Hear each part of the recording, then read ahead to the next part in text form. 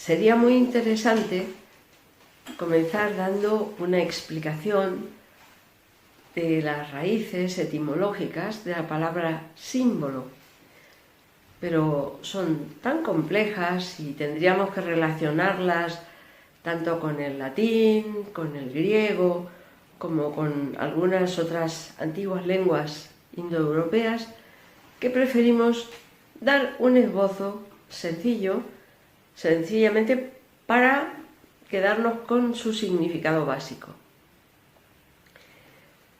Al hablar de símbolos nos referimos a un lenguaje sintético, esto es lo más importante. Es un lenguaje que utiliza grafismos, palabras habladas, gestos que pueden ser interpretados de manera muy rápida e inmediata por aquellos que de manera similar comparten estas ideas. A tal punto que podríamos hablar incluso de un lenguaje casi universal.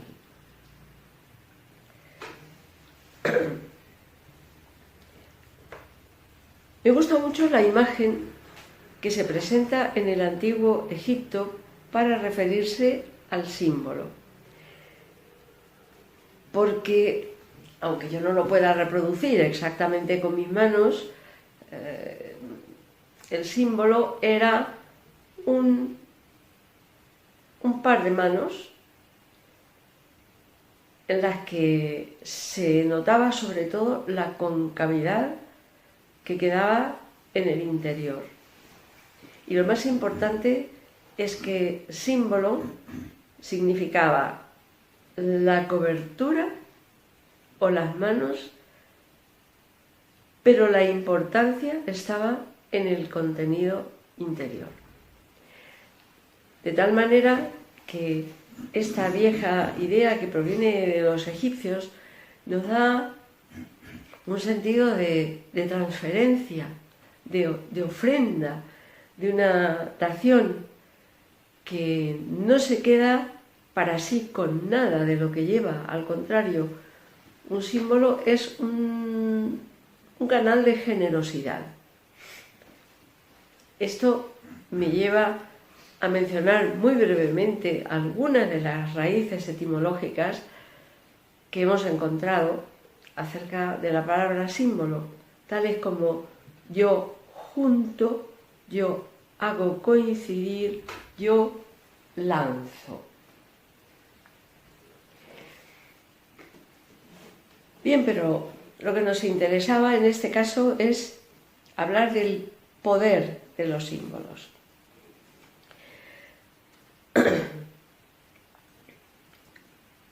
Quiero aclarar que al referirme al poder de un símbolo, interpreto el poder como un sinónimo de fuerza, de capacidad, de energía, como una potencia que está escondida en el interior de todos los seres y de todas las cosas, y que se puede expresar hacia el exterior de tal manera que así favorecemos de una manera rápida e inmediata la relación con los demás y la comprensión de lo que queremos dar, de lo que queremos transmitir.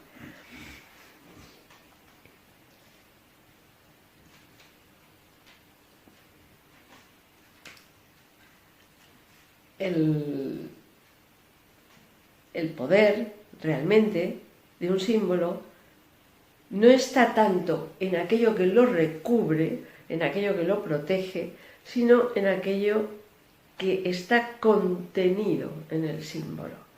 Tiene que haber un valor interno para comunicar. Yo puedo lanzar un símbolo, pero ese símbolo puede estar vacío de contenido.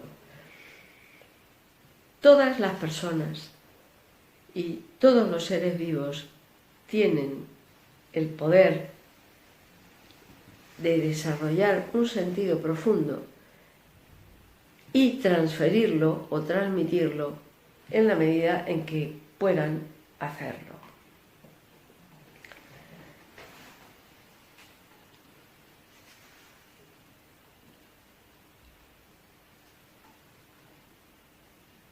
yo voy a centrar el poder de los símbolos en 3 aspectos que me parecen fundamentales. Uno es el de su antigüedad. Otro es la potencia de la síntesis que tiene el símbolo, capaz de englobar varias ideas relacionadas con un mismo contenido. Y el tercer aspecto que quiero utilizar como demostración de poder es la universalidad del símbolo. Empezaré por lo de la antigüedad. A lo largo de la historia de la humanidad, la utilización y la interpretación de los símbolos ha estado siempre presente. Los encontramos desde los periodos más arcaicos. En estos periodos arcaicos, fundamentalmente nos vamos a encontrar con símbolos de carácter metafísico, religioso, artístico, también científico, y hay que reconocer que en la actualidad los símbolos se extienden a muchísimos otros ámbitos: políticos, comerciales, deportivos y otras tantas acciones de los seres humanos que se reflejan en un símbolo.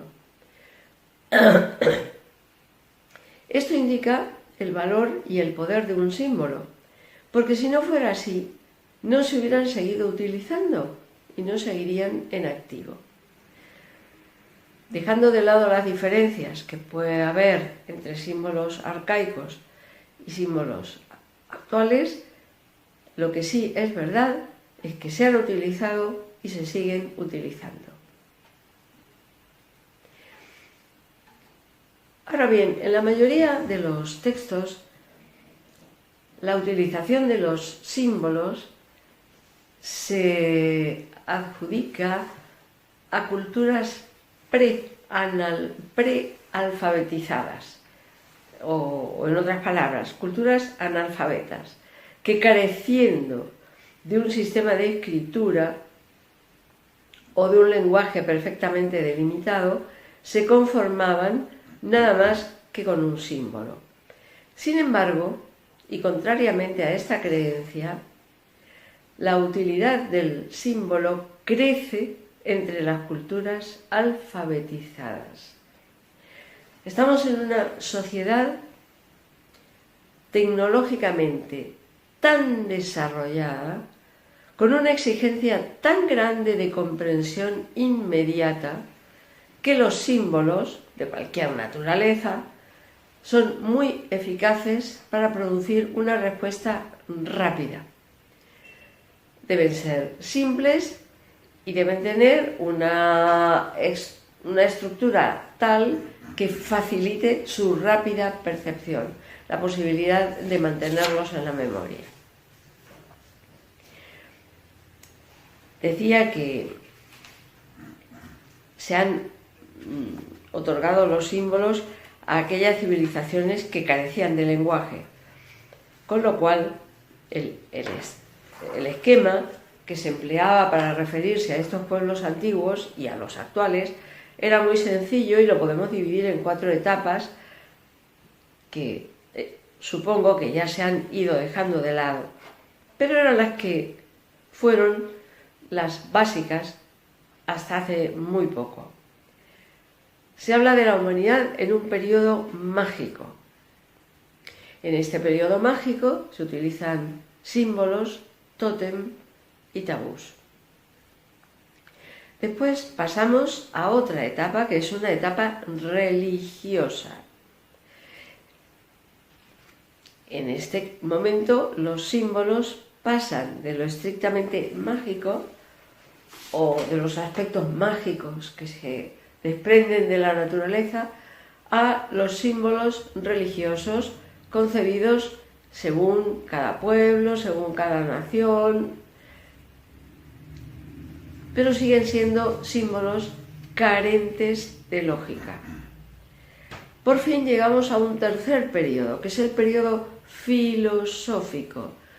Es filosófico, pero es subjetivo. Porque, como hemos comprobado, no es fácil conseguir que todos los filósofos coincidan en sus apreciaciones, en sus definiciones y en establecer el valor que puede tener un símbolo para unos o para otros. Y el último periodo es el periodo científico o positivo. Entramos ahora en lo que llamaríamos positivismo y estamos tan tranquilos, convencidos de que vivimos en una época en que todo lo que observamos y todo lo que explicamos o nos explican es positivo, que nos hemos alejado totalmente de las etapas mágicas, religiosas y aún filosóficas, que son muy abstractas.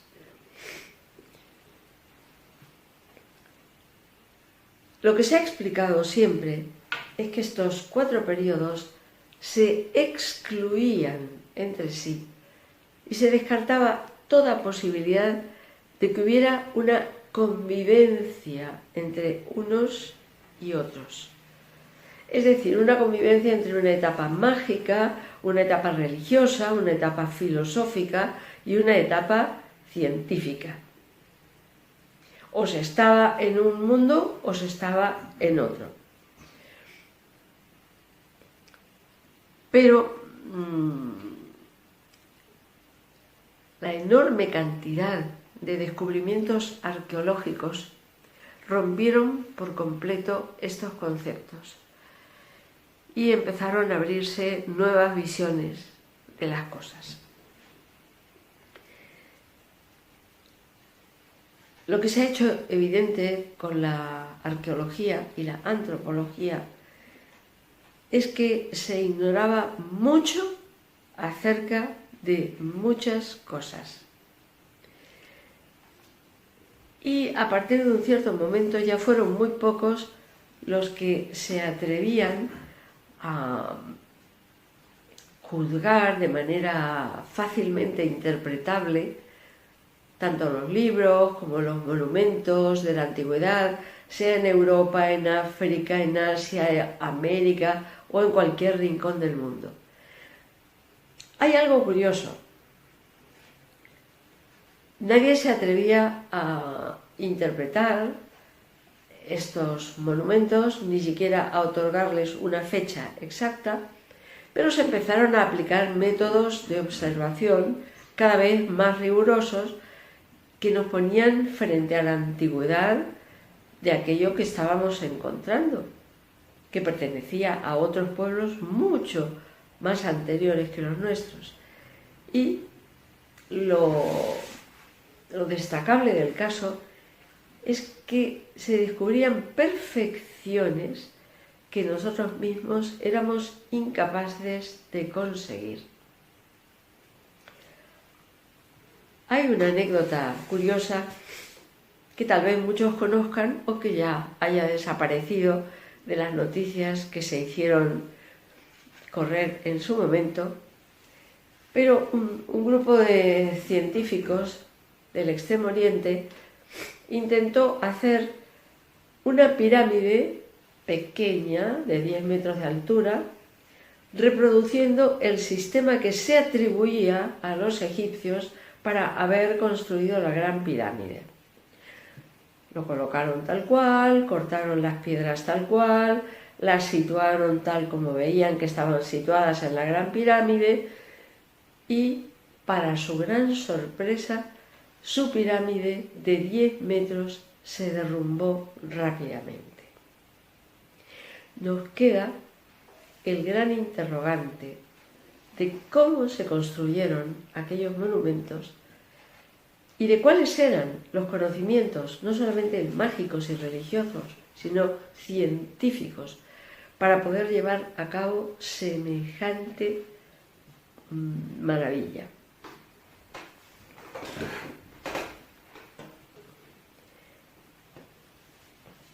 Y otra cosa que conviene destacar es que en la antigüedad, mal que nos pese, había una convivencia entre los logros espirituales y los logros materiales. Y que estos ciclos que yo he mencionado antes son mucho más complejos de lo que parecen y que encierran verdaderos tesoros de sabiduría y de belleza si se los puede enfocar sin prejuicios. Quiero decir con esto que los pueblos antiguos, no por el hecho de utilizar símbolos mágicos o religiosos, carecían de filosofía o carecían de ciencia. Todo lo contrario, nos siguen asombrando la cantidad de conocimientos con los que nos desafían en el presente.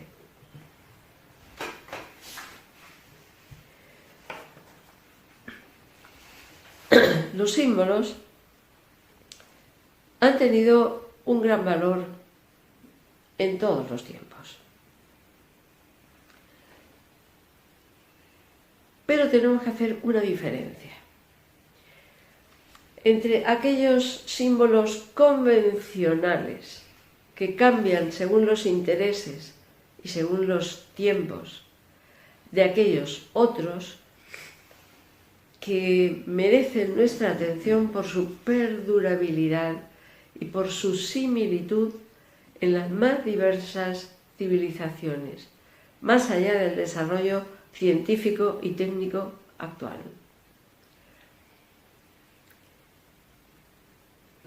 Un símbolo que se repite con muy pocos detalles de diferencia en una cultura o en otra, ya nos está demostrando un valor en el cual queremos poner el acento. Tienen un poder que refleja la inteligencia humana. Y la inteligencia humana es tan amplia y tan flexible como para poder abarcar al mismo tiempo lo mágico, lo religioso, lo filosófico y lo científico.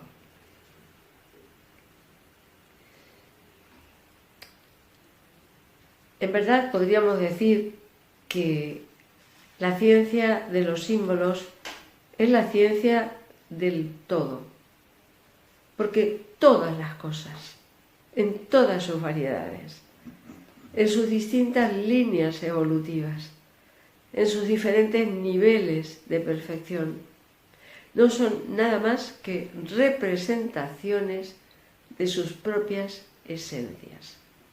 Y aquí llegamos al punto esencial. Hay diferentes tipos de símbolos precisamente porque como hay diferentes líneas evolutivas o diferentes niveles de evolución o diferentes niveles de perfección, los símbolos reflejan su propia esencia, pero no siempre van a ser comprendidos de la misma manera. Los símbolos son representaciones de lo que contienen por dentro. Una representación se convierte en un símbolo en cuanto apresa el ser del objeto. En la antigüedad, las escuelas de misterios, las escuelas iniciáticas, habían elaborado muchísimas claves de interpretación que hoy ya están casi olvidadas y que eran propias de enseñanzas milenarias y del aporte de generaciones y generaciones de estudiosos que se habían dedicado a desentrañar estos aspectos. ¿Qué pasa? Que en el momento actual el poco interés que hay por los valores trascendentes han desprestigiado aquellas técnicas mistéricas o iniciáticas y las han dejado nada más que al nivel de las mentes prelógicas, que no podían entender ninguna otra cosa. Pero tomemos en cuenta que nos pasaría exactamente lo mismo si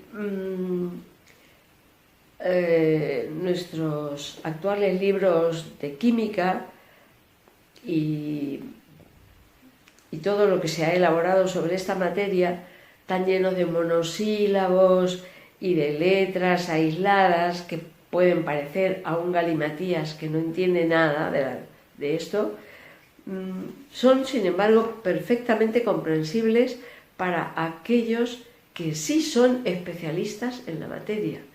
Y esta comprensión de estos símbolos, que a nosotros pueden no decirnos nada, a ellos les han facilitado enormemente las tareas de su proceso científico, cultural y la comunicación de sus conocimientos. Han utilizado un lenguaje científico universal que puede comprenderse en todo el mundo.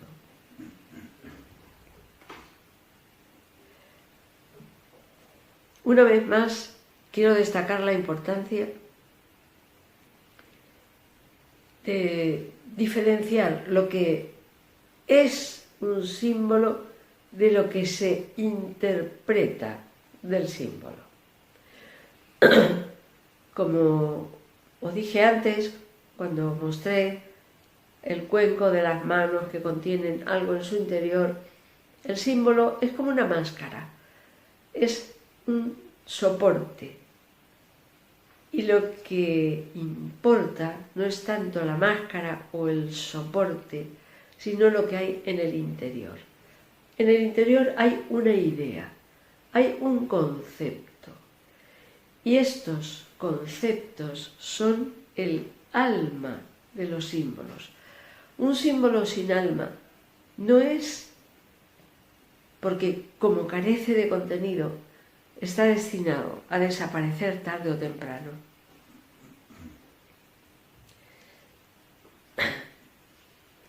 La historia de todas las religiones y aún la de todos los imperios políticos es una historia de símbolos.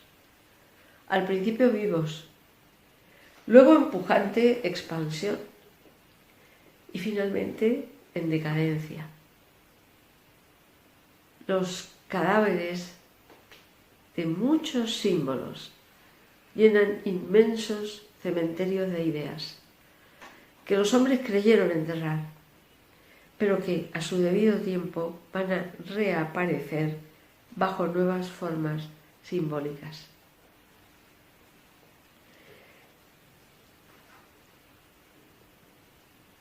Al ser el símbolo la expresión de un concepto, de una idea, tiene una expresión propia que proviene de su ser. No podemos inventarlas. Su ser se manifiesta de una determinada manera, de la misma manera en que nosotros decimos que el ser humano se manifiesta con unas formas que nos permiten reconocerlos. Pero no todos interpretamos el concepto del símbolo, no todos interpretamos la idea interior del símbolo de la misma manera, porque la interpretación depende de quién lo considera y de cómo lo considera. Para alguien un símbolo puede ser simplemente un dibujito y para alguien diferente un símbolo puede ser todo un compendio de sabiduría. Me atrevo a hacer una separación entre arquetipos y logotipos. Sus niveles no son los mismos en absoluto. Los arquetipos manifiestan ideas permanentes y sobre todo ideas que son propias del sentido de la vida. Y los logotipos se adaptan a necesidades artificiales que están creadas por intereses comerciales o con finalidades de manipulación. Esto habría que verlo. En ese momento hay una proliferación tan grande de marcas y de logotipos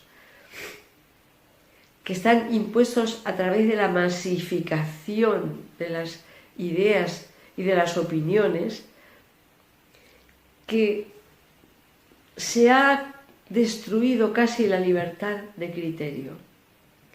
Es difícil pensar y más aún es difícil definirse de una manera diferente de aquellos símbolos que han sido aceptados e impuestos.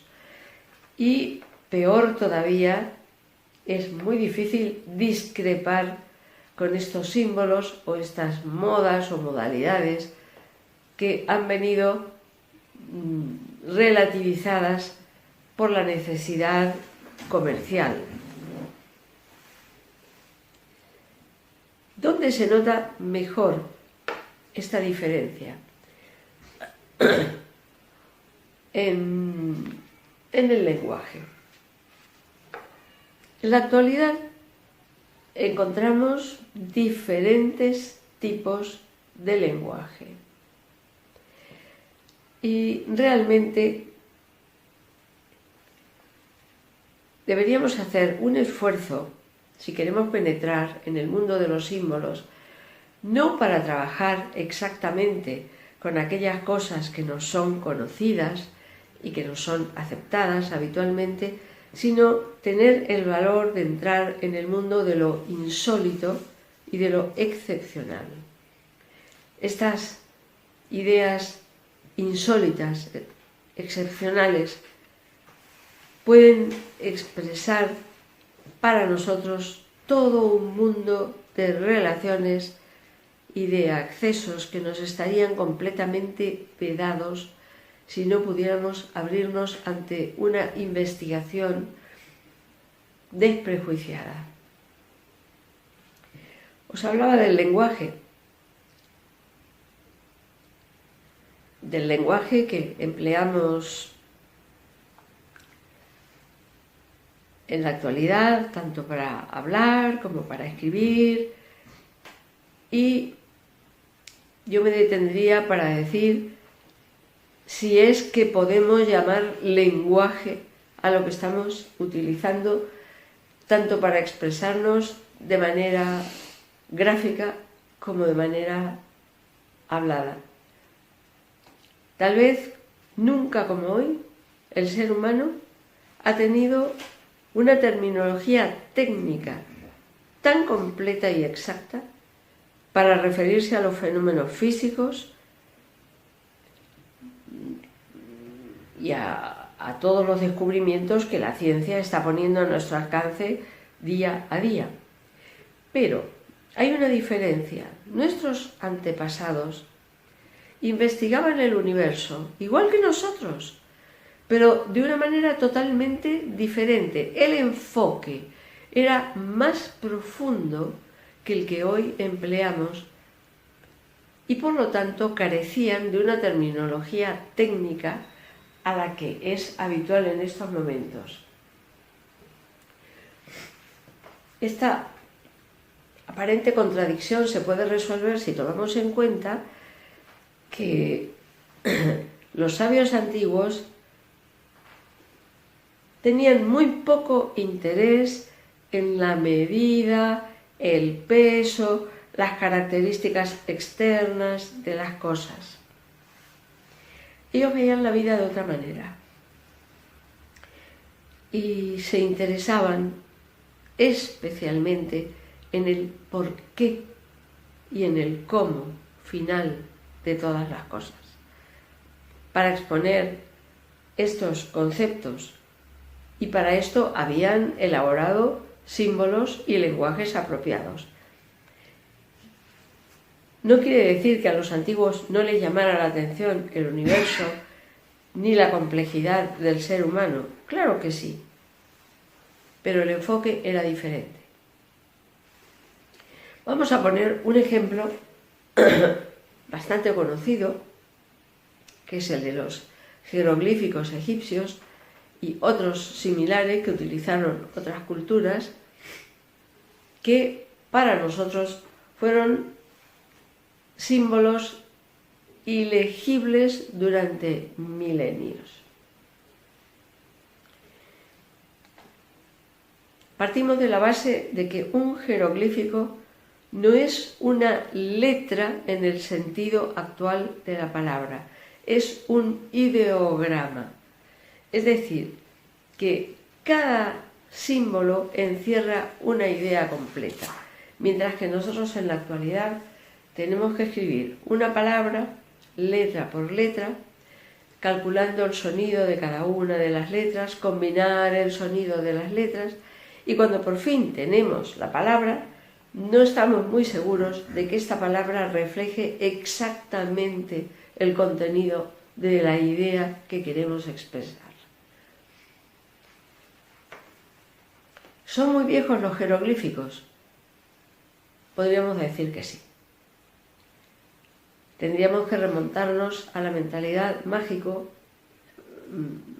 y religiosa y recordar que los egipcios decían que Tot, llamado Hermes entre los griegos, Mercurio entre los romanos, había inventado los jeroglíficos al ver que la primitiva humanidad iba perdiendo poco a poco el poder de leer directamente en la naturaleza.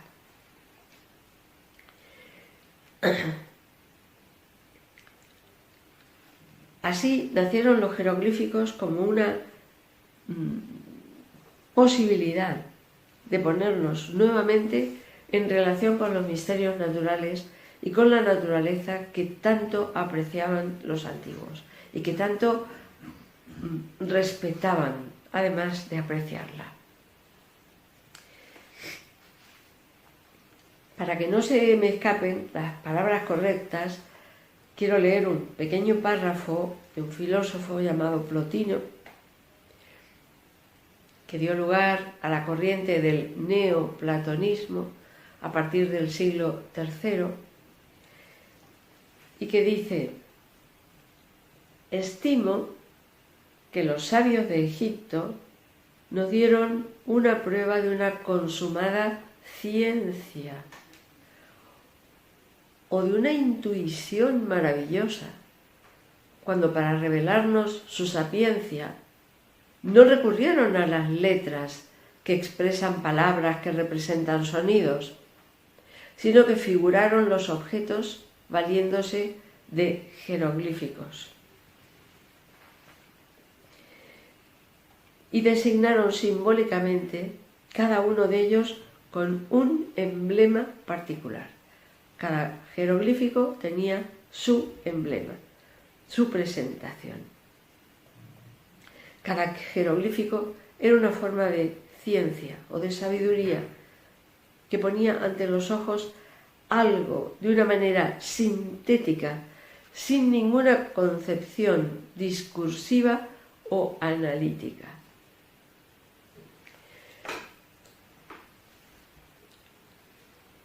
No podría decir con exactitud si en este sentido hemos ganado o hemos perdido. Más bien, podría decir que algo hemos perdido, porque la necesidad de nuestras exposiciones discursivas, de nuestras explicaciones, de nuestros análisis inacabables, ha hecho que perdamos ese choque profundo, intenso, que es el de la intuición, que puede captar todos los misterios que encierra la naturaleza y hacerlos nuestros, a veces con un pequeño emblema.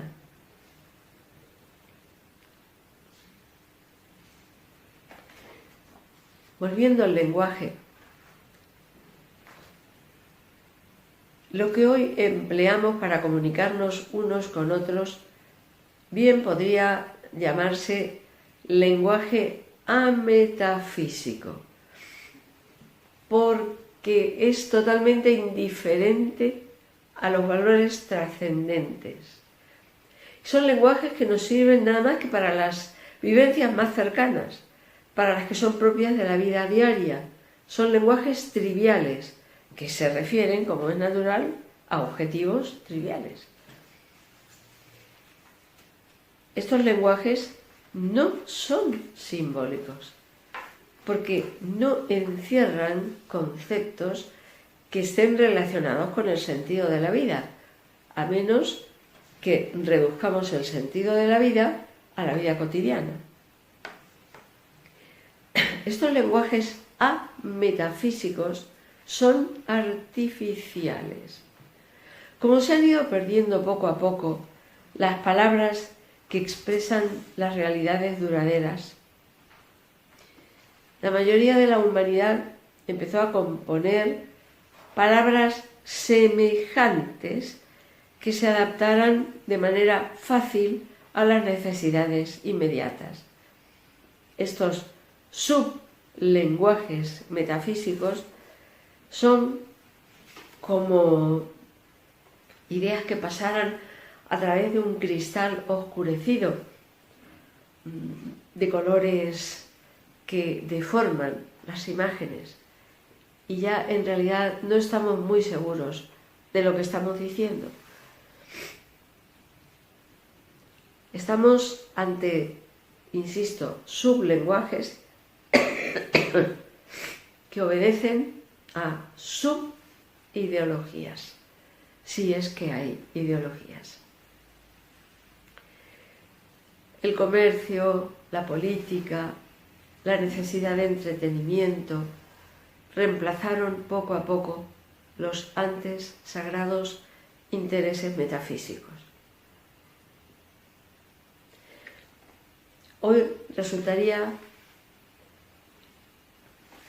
una casualidad encontrarnos con alguien que volviera a expresar la necesidad de tomar contacto con ideas superiores que tuvieran sentido para el desarrollo de su vida. Digo que es una casualidad porque los lenguajes que empleamos son cada vez más pobres y, ¿por qué no decirlo?, más brutales. Encierran demasiada cantidad de desvalorizaciones, de insultos, de agravios de unas personas a otras. Aquí no aparece lo trascendente, aparece lo cotidiano y lo peor de lo cotidiano.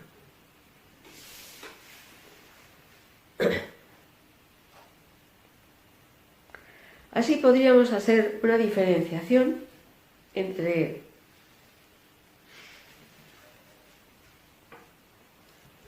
el lenguaje del instinto, el lenguaje de la vida cotidiana y el de la vida trascendente.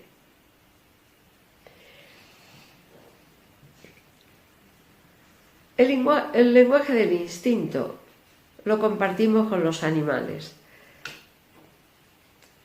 Bueno, lo de que lo compartimos con los animales es una forma de decir las cosas. A veces los animales se hacen entender bastante mejor que los seres humanos.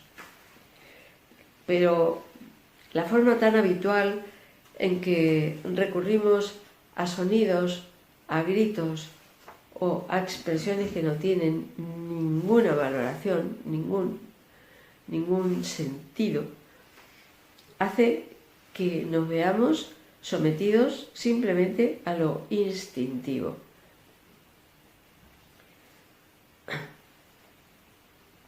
El lenguaje cotidiano lo vamos a poner a la altura del lenguaje de los seres humanos. Para el lenguaje instintivo podemos encontrarnos con expresiones tales como ¿cómo te va? Me comentaban que en un país de cuyo nombre prefiero olvidarme, hay más o menos 20 maneras de decir que significan 20 cosas diferentes, según cómo uno lo pronuncie.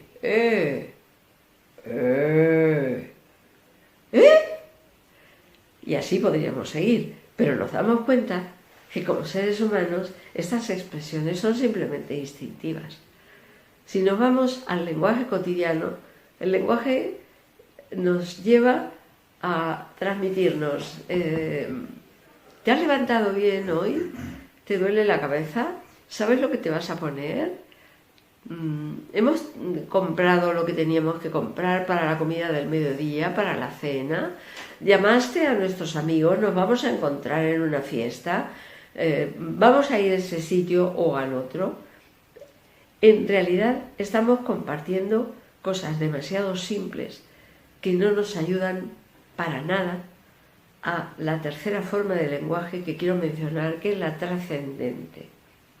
Un lenguaje que tiene que recordarnos cuál es nuestro origen y cuál es nuestra meta.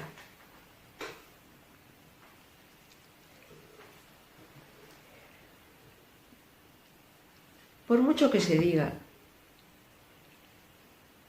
no hay un ser humano que alguna vez, en algún momento de mayor o menor inseguridad, se haya preguntado aquello tan conocido de quién soy, de dónde vengo y a dónde voy.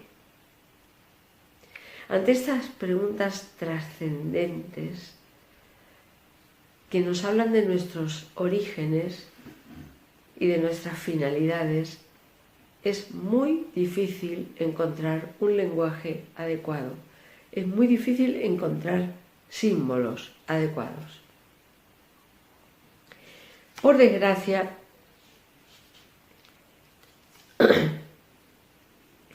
la propaganda ha elaborado una técnica para exaltar nuestros instintos y para facilitar la expresión de nuestros instintos.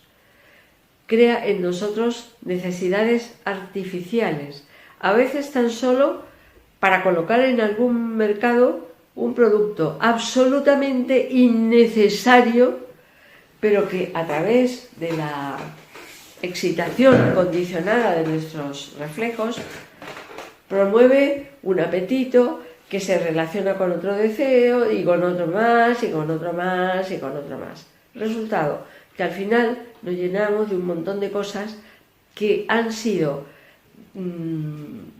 despertadas en nosotros nada más que por un impulso instintivo, sin que nosotros seamos quienes hemos elegido realmente lo que queremos o no.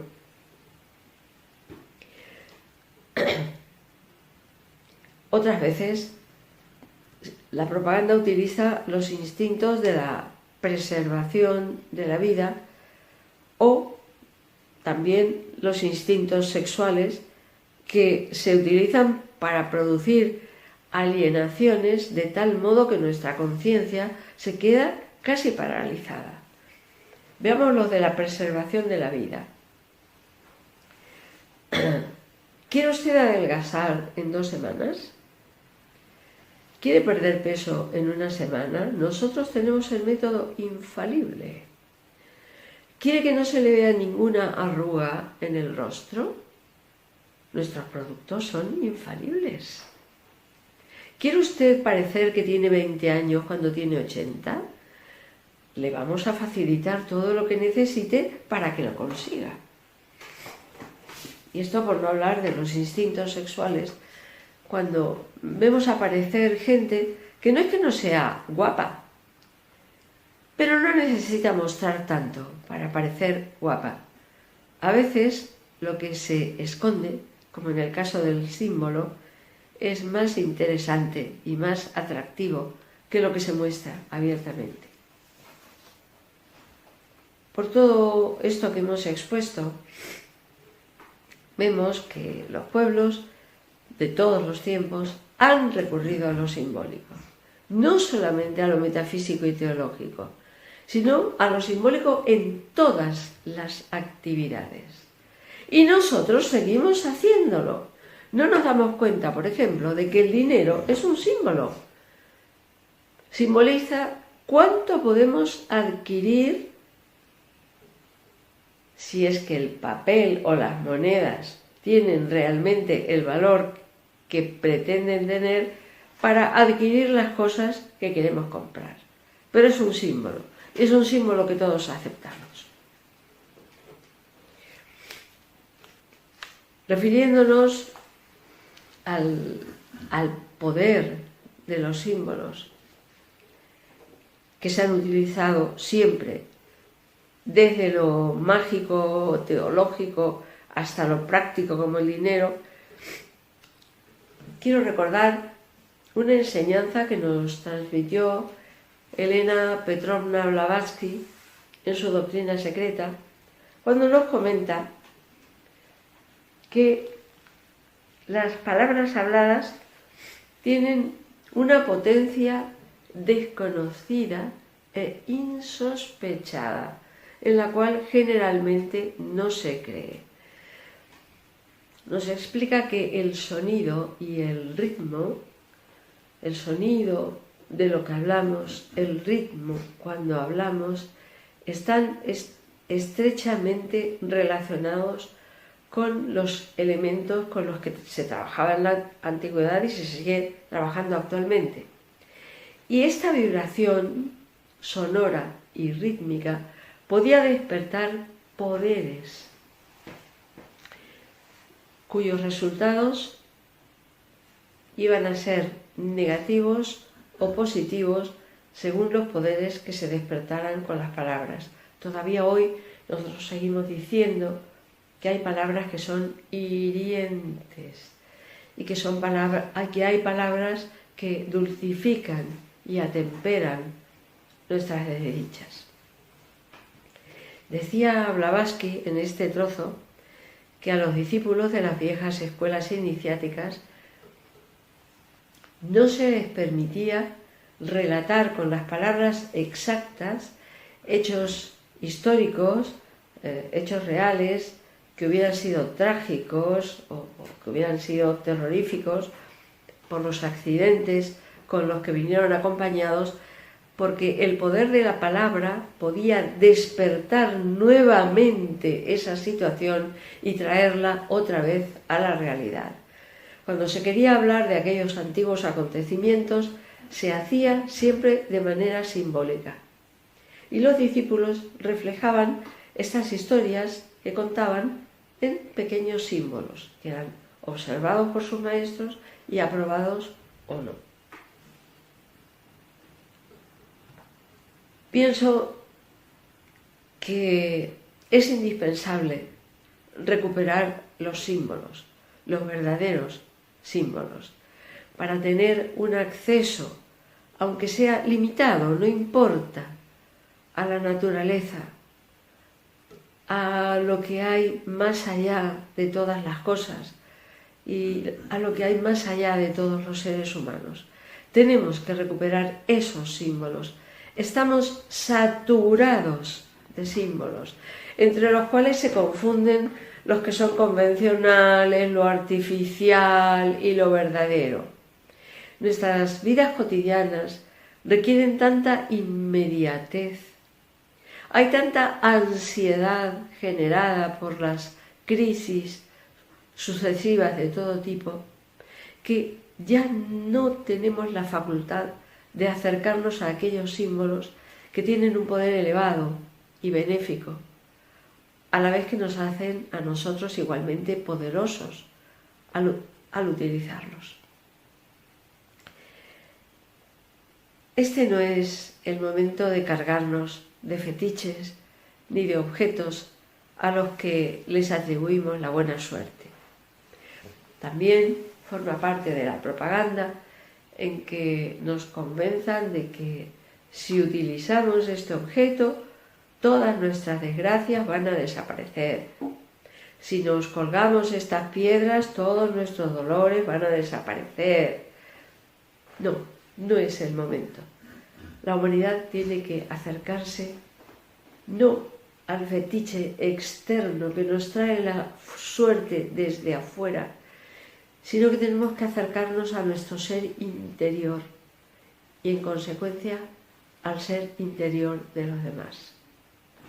Es hora de ver desde adentro, con nuestra mirada intuitiva. Y con esa mirada intuitiva vamos a poder ver también la realidad de la naturaleza que nos rodea y hacernos amigos de ella. Debemos recuperar estos símbolos universales que están cargados de significados dignos para que nos devuelvan a nosotros también la dignidad. Quiero finalizar esta breve charla de manera simbólica y os tiendo una mano que representa tantas cosas. ¿Sabéis cuántas cosas se pueden hacer con una mano? Y además, ¿qué representa esta mano? Un saludo, un hola, un adiós, un hasta pronto. Con esta mano yo os lanzo un sincero deseo de serenidad y de paz.